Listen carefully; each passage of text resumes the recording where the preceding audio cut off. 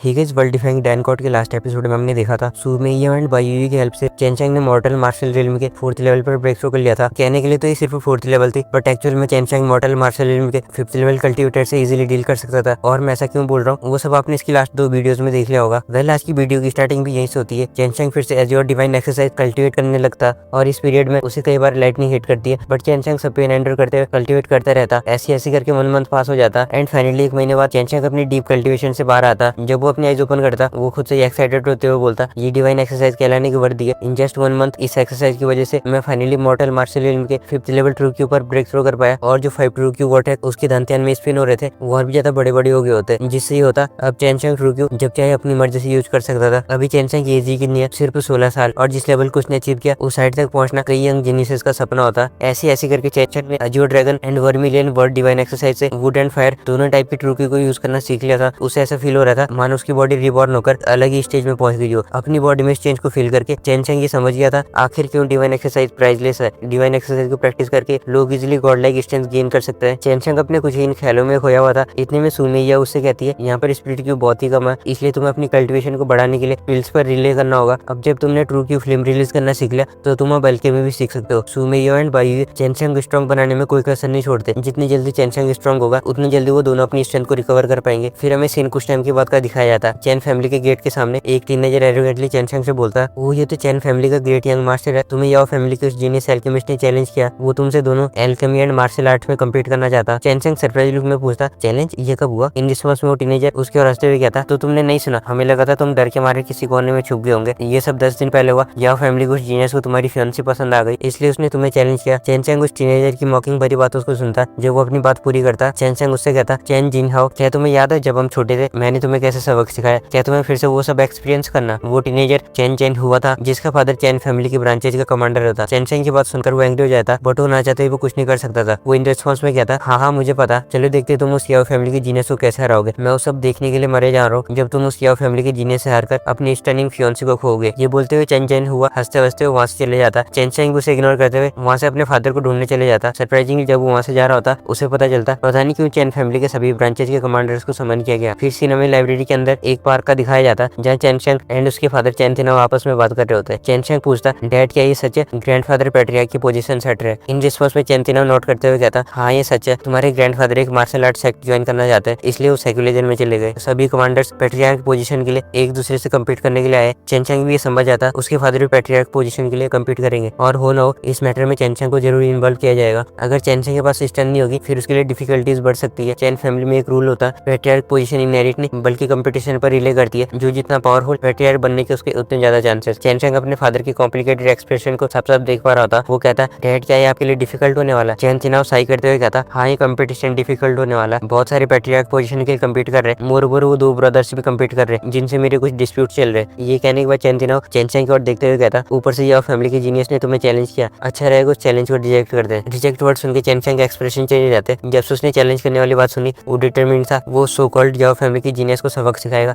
और अब तो Chen Chang mortal martial realm के 5th लेवल पर है, इसलिए ऐसे इजीली कैसे चैलेंज को रिजेक्ट करता। चेन चैंग ने अपनी क्यू ऑरा को ताइची डिवाइन एक्सरसाइज से रिस्ट्रेन किया हुआ था जिससे चेन चैंग के फादर उसकी स्ट्रेंथ को सेंस नहीं कर पाते। चेन चैंग कहता, फादर मैं नहीं चाहता शुए फैमिली एंड याओ फैमिली मुझे कमजोर समझे, इसलिए मुझे चैलेंज एक्सेप्ट करना ही होगा। साथ ही वो अपने ऑरा को रिलीज करता जिसे देखकर चेन तिनाओ शॉक हो जाता है, बट वो चेन चैंग इस अचीवमेंट के बारे में नहीं पूछता। उसके लिए बस की बात मैटर करती थी, उसका सन स्ट्रॉन्ग हो गया। चेन चैंग को डिटरमिन्ड लुक में देखकर चेन तिनाओ चेन चैंग को पैट करते हुए कहता, कुछ भी हो मैं हर हालत में तुम्हें सपोर्ट करूंगा। ये सुन के चेन चैंग हैप्पी फील करता। वो अपने फादर से कहता, फादर क्या आप मुझे कुछ पैसे दे सकते हो? Although chain Tinau luxurious life जीते थे बट उन्हें लगता था चेन चैंग को ज्यादा पैसे देने से वो प्ले बॉय बन जाएगा, इसलिए उसके फादर चेन चैंग को लिमिटेड फंड्स देते थे। चेन तिनाओ पूछता, पैसे? तुम्हें पैसे क्यों चाहिए? इन रिस्पॉन्स में चेन चैंग कहता, मुझे एक स्प्लिट हर्ब बाई करनी है जिससे मैं उसे प्लांट करके ग्रो कर सकूं। चेन तिनाओ भी ज्यादा माइंड नहीं करते और अपनी स्टोरेज पॉज को निकालकर चेन चैंग को 3000 लार्ज स्प्लिट कॉइंस देते और फिर दोनों एक दूसरे से फेयरवेल लेते। Chen Chang divine exercise of force symbol cultivate करता था जो कि एक वुड एट्रीब्यूट एक्सरसाइज है। ये एक्सरसाइज स्प्लिट हर्ब्स को grow, plant and growth increase करने में भी हेल्पफुल होती है। अभी के टाइम पर चेन चैंग के पास 3000 लार्ज स्प्लिट्स कॉइन थे जो 300,000 स्मॉल स्प्लिट्स कॉइन के इक्वल है। फिर भी ये मिडिल ग्रेड बेप्टेजिंग मेरोडान को बाई करने के लिए सफिशिएंट नहीं थे, बट चेन चैंग ये सब नहीं सोचता और वो बाई करने के लिए जाता जो उसे चाहिए था। पूरी वो सिटी में एक ही place known as split Dan hall होती है जो पिल्स को सेल करने में स्पेशलाइज्ड होती है। जैसे Chen Chang split Dan hall में एंटर करता उसे हर्ब की फ्रेग्रेंस फील होती है। वहाँ पर प्रेजेंट लोग जो भी हर्ब्स को सेल करने या बाई करने आए थे सबको कुछ अलग ही फील होता। लाइक जैसे वो सांस ले रहे थे उस फ्रेग्रेंस से उन्हें अपनी बॉडी में सेंसेस रिलैक्सेशन फील होती है। यहाँ आने से पहले चेनचंग ने सुमेयाओ की गाइडेंस में कुछ लो rank dance, quenching body dance refine किए थे। एक डांस की कॉस्ट 700 स्पिरिट कॉइन थी। एक ब्यूटीफुल लेडी चेनचंग के और आते हुए कहती है, यंग मास्टर स्पिरिट डांस उस सेक्शन में सेल किए जाते हैं, यहाँ पर स्पिरिट हर्ब सेल होती है। इन रिस्पॉन्स में चेनचंग कहता, मुझे क्वेंचिंग बॉडी डांस बनाने के लिए जो हर्ब्स यूज की जाती है उसके सीड्स चाहिए, क्या तुम उसे सेल करते हो? ये सुन के वो लेडी स्टंड हो जाती है। उसका ऐसा रिएक्ट करना नॉर्मल था, क्योंकि कुछ ही लोग हैं जो सीड्स को बाय करने आते हैं। मोर शॉकिंगली कम ही लोग होते हैं जो उन्हें ग्रो कर पाते हैं, एंड जो ग्रो कर पाते हैं वो वीक फोर्सेस से एफिलिएटेड होते हैं। चेनचंग का क्वेश्चन सुन के वो लेडी स्माइल करते हुए कहती है, हाँ क्यों नहीं। क्वेंचिंग बॉडी डैन को रिफाइन करने के लिए 4 herbs एजोर spirit grass, blood element flower, profound bright flower and spirit leaf grass चाहिए होती है। दोनों हर्ब एंड सीड का प्राइस सेम है, सिर्फ 100 लार्ज स्पिरिट कॉइंस पर सीड। चेनचंग कुछ देर तक सोचने के बाद कहता, मुझे सभी हर्ब्स के 5 सीड्स दे दो। चेनचंग को उसके फादर ने 3000 लार्ज स्पिरिट कॉइंस दिए थे और उसके पास अब सिर्फ 1000 लार्ज कॉइंस रहे। वो लेडी भी सीड्स को लेने के लिए चली जाती है। चेनचंग वहाँ वेट कर रहा होता। सरप्राइजिंगली मैं वहाँ एक व्हाइट रोब पहने, हाथ में एक फैन लिए टीनेजर चेनचंग की ओर देखते हुए कहता, तुम यहाँ पर क्यों आए हो? चेनचंग इन मेलिशियस वर्ड को कैसे नहीं समझ पाता। वो उसको उसकी लैंग्वेज में कहता, क्या तुम्हारी आंखें पीछे लगी है क्या? अपनी बकवास बंद करो। ये टीनेजर चेन जेन हुआन था, वो भी काफी टैलेंटेड होता। इतनी यंग एज में मॉर्टल मार्शल आर्ट के 4th लेवल पर था। चेन जेन हुआ गुस्से में बोलता, चेनचंग मैं मानता हूँ तुम पहले फॉर्मिडेबल थे, बट तुम्हारे पास कोई स्पिरिचुअल वेन नहीं है, इसलिए अब तुम्हें मैं बिना हाथ यूज किए डिफीट कर सकता हूँ। चेनचंग चेन जेन हुआन की बात सुनकर मन ही मन हंसता। हंसेगा ही 4th लेवल का कल्टिवेटर चाहे कितना ही स्ट्रॉन्ग हो, वो चेनचंग को डिफीट नहीं कर सकता था, जो कि ऑलरेडी 5th लेवल पर है। इन दोनों के बीच में कुछ और बातें होती। इनकी और एक ब्यूटीफुल लेडी आती है जो कहती है, ये तो चेनचंग है, चेन फैमिली के करंट पैट्रियार्क का ग्रैंडसन। मैंने सुना इसके पास स्पिरिचुअल वेन ना होने से इसकी कल्टिवेशन मॉर्टल मार्शल आर्ट के 3rd लेवल पर रुक गई है। लगता है यहाँ पर पिल्स लेने आया होगा। चेनचंग ने जब उस लड़की को देखा, वो उसे पहचान लेता। वो लड़की वो सिटी के गवर्नर की बेटी होती है, जिसे देखकर वो सोचता, लगता है वो कहावत सच है, एक जैसे लोग एक साथ में ही रहते, जैसे संगत वैसी रंगत, मतलब सभी ट्रबल मेकर एक साथ। मैंने एक्सपेक्ट नहीं किया था गवर्नर की बेटी इतनी सुपरफिशियल होगी। चेनचंग इनको बाइंड नहीं करता एंड इग्नोर कर देता, जो देखकर दोनों चेनचंग हुआ और वो लड़की एंग्री हो जाते। चेनचंग हुआ गवर्नर की लड़की के सामने शो ऑफ करना चाहता था, इसलिए वो चेनचंग की ओर बढ़ता। इतने में वो पहले वाली लेडी भी आ जाती है चेनचंग का ऑर्डर लेके। वो कहती है, यंग मास्टर ये रहे वो स्पिरिट हर्ब सीड्स जो आपने मंगवाए। चेनचंग हुआ ये देखकर शॉक हो जाता। चेनचंग यहाँ पर सीड बाई करने आया। वो जोर जोर से हंसते हुए मॉकिंगली कहता, चेनचंग तुम्हारे पास कोई स्पिरिचुअल वेन नहीं है, फिर भी तुम स्पिरिट हर्ब सीड लेने आए हो, कहीं तुम एल्केमिस्ट बनने की तो नहीं सोच रहे? हॉल के अंदर ज्यादा लोग नहीं थे, इसलिए चेनचंग हुआ की वॉइस सबको सुनाई देती है, किसी के पास स्पिरिचुअल वेन्स नहीं है एंड वो एल्केमिस्ट बनना चाहता। ये सुन के सब उस डायरेक्शन में देखने लगते, बट चेनचंग को कहाँ इन बातों से फर्क पड़ने वाला था। वो ये सब इग्नोर कर देता और वहाँ से जाने का डिसाइड करता। जैसे वो वहाँ से जाने वाला था, चेनचंग फिर से कहता, एक वेस्ट पर्सन इतनी सारी स्पिरिट को वेस्ट कर देगा। ये सुन के चेनचंग वही रुक जाता। उसने पहले से ही बहुत इंड्योर किया था, बट चेनचंग के वेस्ट वर्ड को सुनकर वो कैसे इग्नोर कर सकता था। चेनचंग पीछे मुड़ता एंड इन नेक्स्ट मोमेंट उसके पाम में फ्लेम सर्ज होती है। जब आसपास को लोग ये सीन देखते वो शॉक हो जाते। स्पिरिट हॉल के अंदर कई सारे लोग ऐसे थे जो एक्सीलेंट इनसाइट्स पोजेस करते थे। उन्हें चेनचंग की फ्लेम देखकर लग जाता ये कोई ऑर्डिनरी फ्लेम नहीं, एक एल्केमिकल फ्लेम है। चेनचंग इस स्मेल के साथ बोलता, चेनजिनाओ अगर ये बात है फिर क्या तुम इस वेस्ट की बनाई हुई फ्रूट की फ्लेम को फेस करोगे? ये देखकर चेनजिनाओ डरने लगता। आखिर वो चेनचंग के क्लोज जो था, जो लेडी चेनचंग का ऑर्डर लेके आई थी, वो भी सरप्राइज फील करती है। सरप्राइज तो फील करती है, बट फ्लेम के टेम्परेचर से उसके क्लोज से स्वेट से गीले हो जाते हैं, जिससे उसके सिडक्टिव कर्व्स रिवील होते हैं। साथ ही स्वेट की स्मेल भी प्लेजेंट सी। सिर्फ वही नहीं, स्पिरिट डांस हॉल के अंदर जो भी लोग थे वो उस फ्लेम के टेम्परेचर से प्रेशर फील कर रहे होते। चेनचंग कुछ करता इससे पहले वहाँ एक वॉइस गूंज दिया, ये तो रुको, मेरे स्पिरिट हॉल को मत जलाओ। और फिर चेनचंग के हाथ से वो फ्लेम डिसअपीयर हो जाती है। डिसअपीयर तो क्या ही, चेनचंग उसे वापस रखता। जब फ्लेम डिसअपीयर होती है सभी लोग रिलीफ फील करने लगते। चेनचंग सबको इग्नोर करते हुए चेनजिनहुआ से कहता, चेनजिनहुआ क्या हो गया? क्या तुम एक वेस्ट की बनाई हुई फ्लेम से डर गए? अगर ये बात है फिर तो तुम सबसे बड़े वेस्ट हुए। चेनचंग के वर्ड सुनकर चेनजिनहुआ का एक्सप्रेशन अगली हो जाता है। जाहिर सी बात है कोई पागल ही होगा जो उस फ्लेम को कन्फ्रंट करेगा। आइदर साइड गवर्नर की बेटी के एक्सप्रेशन और भी डार्कन हो जाते हैं। उसने चेनचंग को एक डॉग जैसा ट्रीट किया था। किसे पता था चेनचंग अपनी स्ट्रेंथ को हाइड करके रखता। चेनचंग के पीछे एक मिडिल एज पर्सन खुद को संभालते हुए उस ओल्ड मैन से कहता, hall master. But hall master उसकी बात को कैसे सुनते? उसकी निगाहें तो चेनचंग पर टिकी हुई थी। उसके फेस पर एक साथ shock, disbelief and joyous expression आते। ओल्ड मैन एक फेमस एल्केमिस्ट होता एंड चेनचंग के ग्रैंडफादर के साथ कुछ अनबन भी होती है। ओल्ड मैन चेनचंग को कुछ टाइम तक घूरने के बाद कहता, लिटिल ब्रदर क्या तुम मेरे अप्रेंटिस बनोगे? जो सुन के हॉल में जितने भी लोग थे वो शॉक हो जाते। वो खुद में ही सोचते, इवन हॉल मास्टर भी इसे अप्रेंटिस लेना चाहते हैं। सभी लोग जानते थे, कई फैमिलीज के लोग चाहते थे उनके बच्चे ओल्ड मैन के